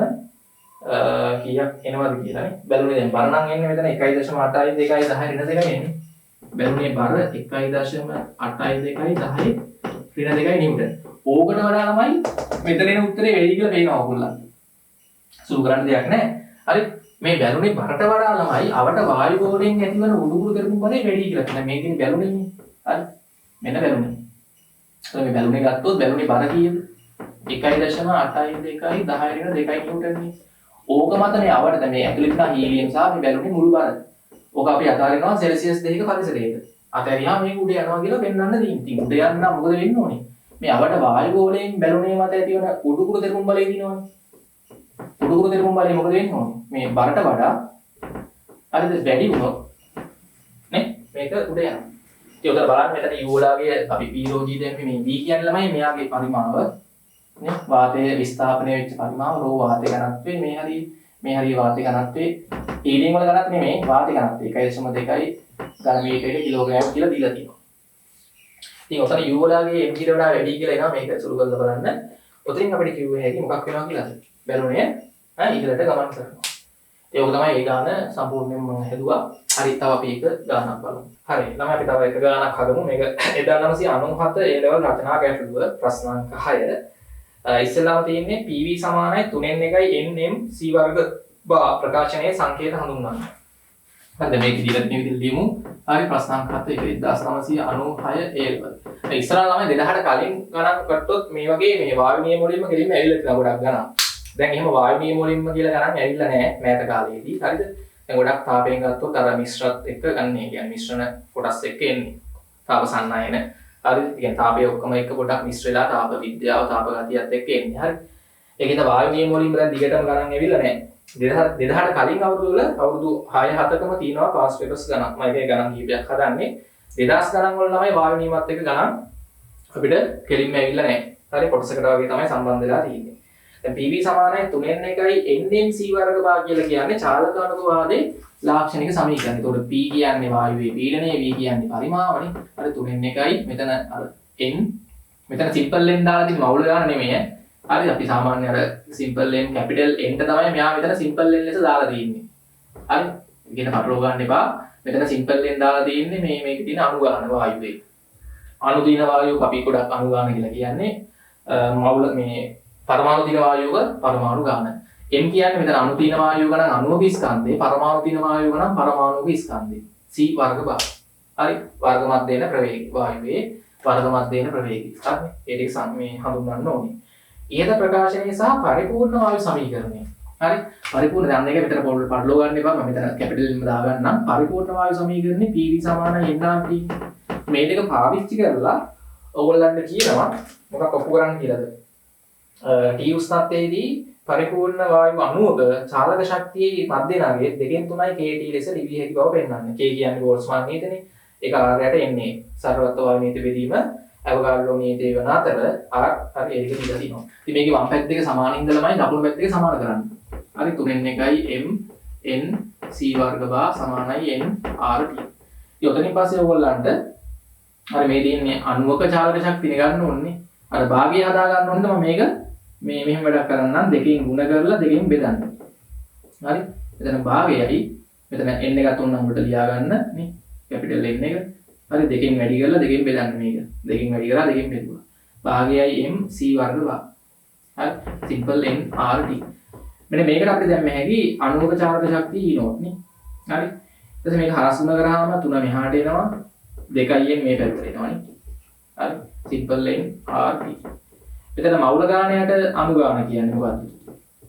හරි. මෙතන එනවා එතකොට නැත්තම් මෙතන ඕගොල්ලන්ට අණු ගාණ සමානයි මවුල ගාණ වතාවක් අවගාඩ්‍රෝ නීතියනේ. අණු ගාණ වෙනකොට දැන් මෙහෙදි මේ දෙක වතාවක් උඩ rt. මෙතන n ට n කැපිලා යනවා.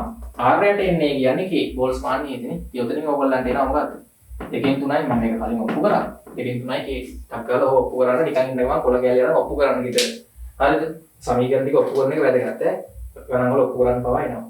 ඒක සෙල්සියස් 27 මෝටර් වාහන ටයරයක් තුල පීඩනය. දැන් මේක ඔප්පු කරපු එකක් නේ දැන් අපි.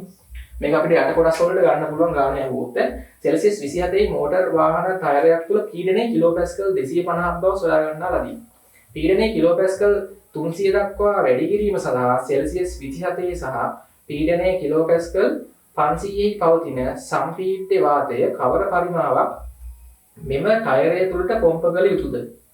ටයරයේ පරිමාව 0.5යි ඝන මීටර රගයෙහිම නියතව පවතින බවත් ටයරය තුළ උෂ්ණත්වය සෙල්සියස් 27ම පවතින බවත් උපකල්පනය කරන්න. චුට්ටක් මේක හිතන්න ඕනේ. දැන් මෙහෙම සිද්ධියක් තියෙනවා. ටයරය වෙනම ඇඳ ගන්න.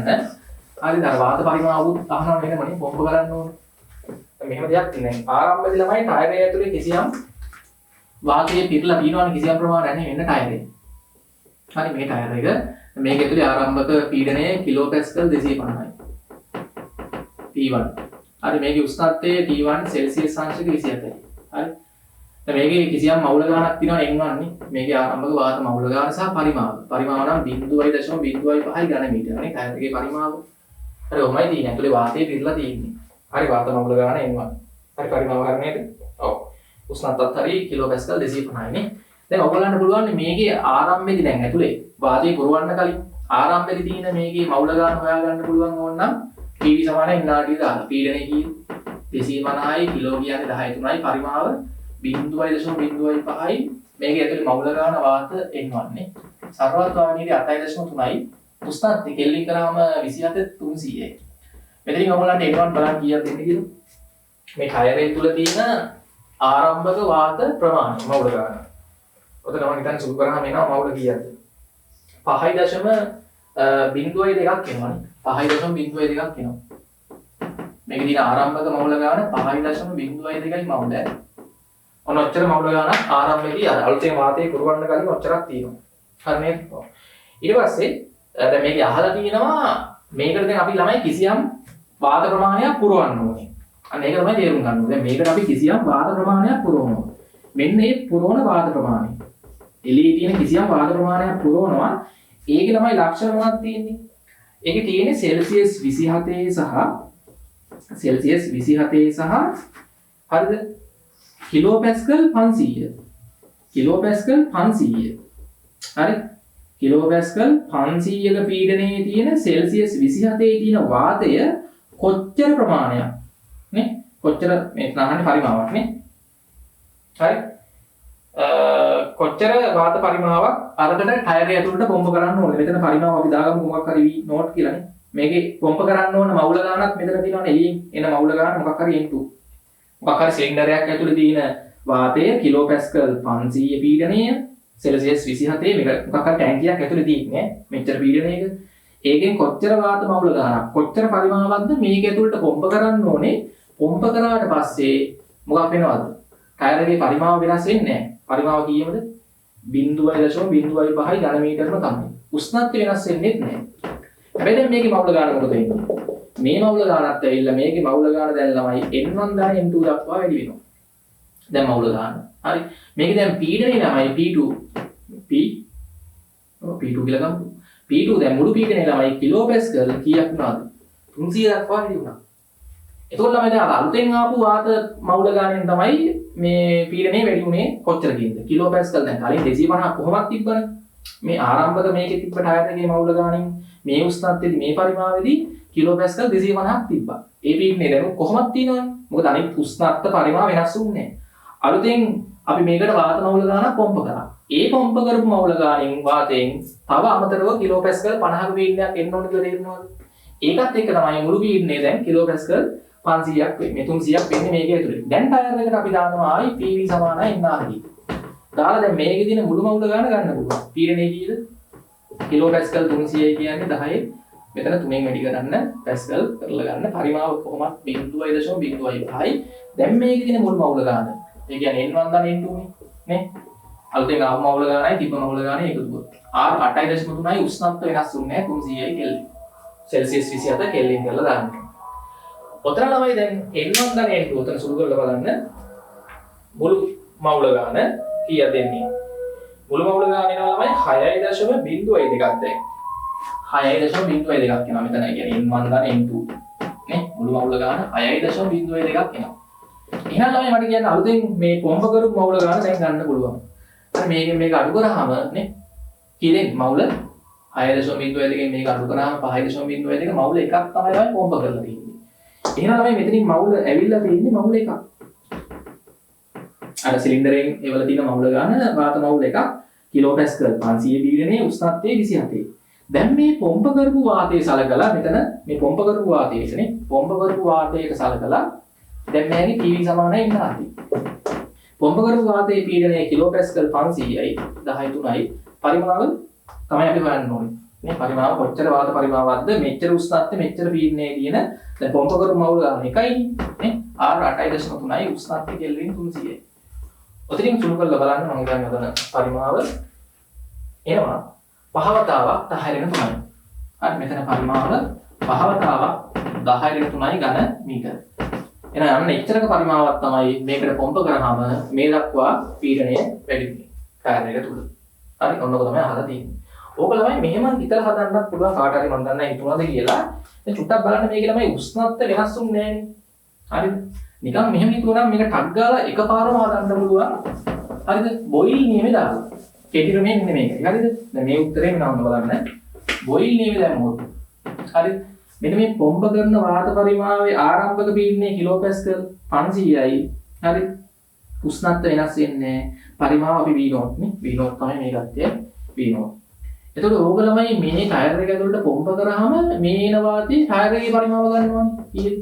0.05ක් වෙනවා. මේ පොම්ප කරපු වාතයේ කොච්චර මේක ඇතුළට ආවට පස්සේ කොච්චර පීඩනයක් ඇති කරනවද? 250ක පීඩනයක් තිබ්බ වාතයෙන් ඇති කරා. ඒ කියන්නේ තව පැස්කල් කිලෝපැස්කල් 50ක් නේ වැඩි වුණේ. ඒ කියන්නේ පොම්ප කරපු වාතයේ මේ පරිමාවට ආවහම මෙන්න මේ පරිමාවට ආවහම දැන් මේක පොම්ප කරාම මේක ඇතුළට ඒ පොම්ප කරපු වාතයේ පරිමාව ළමයි මේකේ පරිමාවට සමාන වෙනවනේ. පොම්ප කරන්න කලින් පරිමාව V0. ටයර් එක ඇතුළට ඒක පොම්ප කරාම පරිමාව 0.05යි. පසු පරිමාව. පෙර පරිමාව V0. V0 තමයි හොයන්න ඕනේ.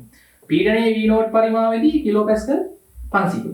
මේක ඇතුළට පොම්ප කරාම ළමයි කිලෝපැස්කල් 50ක් තමයි එයාගෙන් ඇවිල්ලා තියෙන්නේ. ඇයි 250ක් තිබ්බ වාතයෙන් ඇති කරන්නේ පීඩනය. තව අමුතුවෙන් 50ක් තමයි අමතරව ඇවිල්ලා තියෙන්නේ. අන්න ඒක සලකලා අපි දානවා ළමයි බොයිල් නියමයේ. ඒතර P1 කියන්නේ කිලෝපැස්කල්. එතන කෙලින්ම කිලෝ 10.3 දාන්න ඕනේ නේද? මම දාමු 10.3.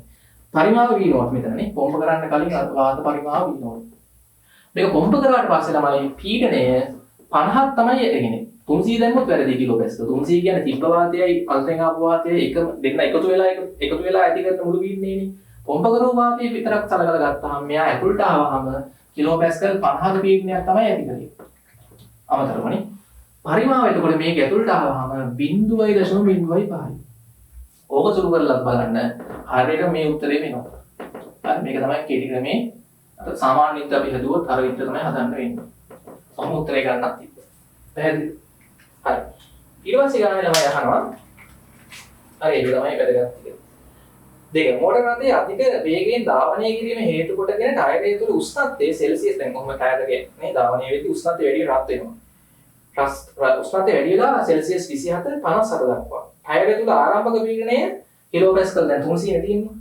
ටයරයේ ප්‍රසාරණය වීම නිසා ටයරයේ පරිමාව 105කින් වැඩි වුණා නම් ටයරය තුළ නව පීඩනය යනවා. එතනම මේ ටයරය දැන් කොහොම පුරවගත්තනේ මේක. කිලෝපැස්කල් 300යි උෂ්ණත්වය 27යි. හරි පරිමාව දානවා. 0.05යි. දැන් මේක අපි ධාවනය වෙමින් යන අවස්ථාවක ටයරය තුළ ළමයි හරි උෂ්ණත්වය සෙල්සියස් 57 දක්වා වැඩි වෙලා. පරිමාව ළමයි 105කින් වැඩි වෙලා. තිබ්බ පරිමාවට වඩා 105කින් වැඩි වෙලා. දැන් හිතන්නකෝ පරිමාව මොකක් හරි මේක අපි V3 කියලා ගමුනේ. දැන් පරිමාව නැත්නම් V කියලා ගමුනේ V. පරිමාව ළමයි දැන් තිබ්බ පරිමාවෙන් 105කින් වැඩි වෙලා. දැන් පරිමාව වෙන ඇත්තම 100ට කීයද? දැන් 100න් 105යිනේ. දැන් පසු පරිමාව මේක අපි ඕනනම් ගන්න පුළුවන්. V කියන්නේ 0.05යි. ඒකෙන් 100ට 105ක් කියලා දැන් පරිමාව පොඩ්ඩක් වැඩි වුණා. දැන් පීඩනය තමයි අහන්නේ. හරි වාත ස්කන්ධය ඇතුළේ දැන් නියතයිනේ. n1 දන n2 දැනුත් මේකේ මවුල ගන්න n1 දන n2 වාතය ඊට යන්නේ නැහැ. අපිට ළමයි දැන් මේක නේද අවස්ථා සමීකරණය. T1 V1 යට T1 සමානයි T2 V2 යට T2.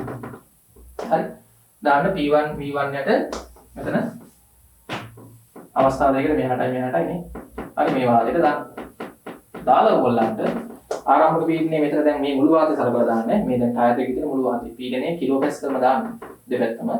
පරිමාව ඕන්න මෙතන දැන් ඕන්නම් 0.05 දැම්මත් එකයි නැත්නම් V දැම්මත් එකයි. බලන්නකෝ.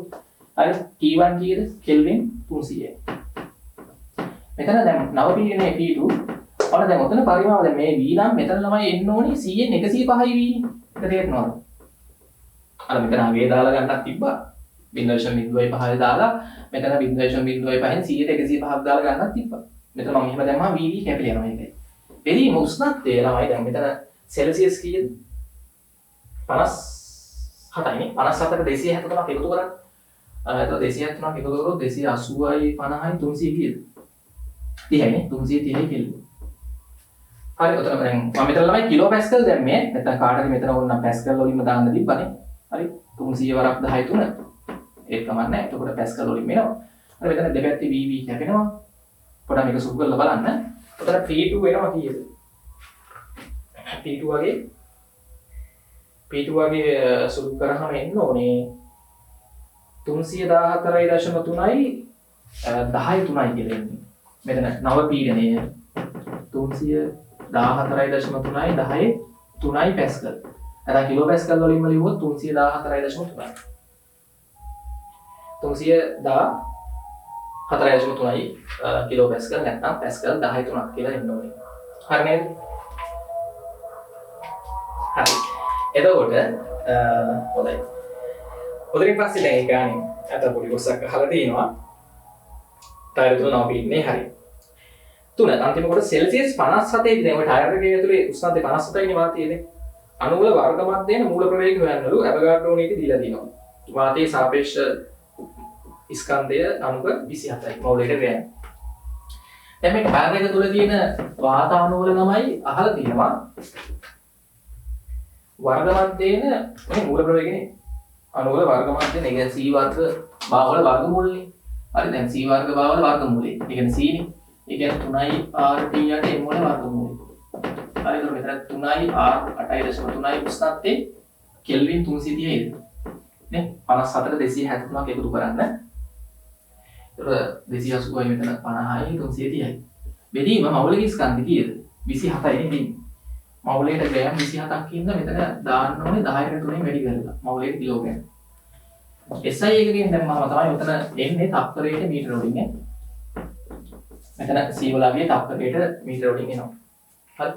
ඔබ සුළු කරාම තමයි එන්න ඕනේ කීයද? 551.7ක් 551.7ක් කියනවා.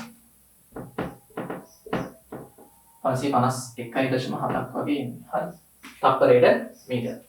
වර්ගමූලය දාන්න ඕනේ. වර්ගය දැම්මොත් ඔගේ වර්ගය එන්නේ. ඒතර වර්ග මැදේ ප්‍රවේගය. ඒකට C වර්ග ගානේ. හරි. ඊට පස්සේ අහලා තියෙනවා ටයර් එක තුල ඇති සෑම වායු අණුවක්ම ඉහත වේගයෙන් ගමන් කරයිද නැත්නම් මොකක්ද අහන්නේ? එතකොට මේ අපි ගන්න මැදේනාගේ ඉන්නේ. මේ අපි ගන්න වර්ග මැදේන මේ මූල ප්‍රවේගය. මේ වායු අණු වල වර්ග මැදේන මූල ප්‍රවේගය. නමුත් හැම වායු අණුවක්ම මෙම වේගයෙන් ගමන් කරන්නේ. එක එක වේග වලින් යද්දී අර මැදේනාගයක් තමයි මේ අපි ගන්න. ඒක තමයි ලියන්න ඕනේ. ඉතින් ළමයි ඔතනින් අපේ වායු දෙවෙනි පාර්ට් එක ඉවරයි. තව අපිට තියෙන තාපමිතිය, තාපගති විද්‍යාව, හරි සහ මේ තාප සංක්‍රමණ ක්‍රම ටික තියෙන වාෂ්ප ආර්ද්‍රමිතියත් එක්කනේ. ඒකත් එක්ක ඒක සම්පූර්ණයෙන්ම තාපය ඉවර වෙනවා. හොඳයි අපි ඊළඟ වීඩියෝ එකෙන් හම්බෙමු. එහෙනම් හොඳට වැඩ කරන්න සුබ දවසක් සියලු දෙනාටම. We'll go through the wastelands, through the highways, and on we'll go.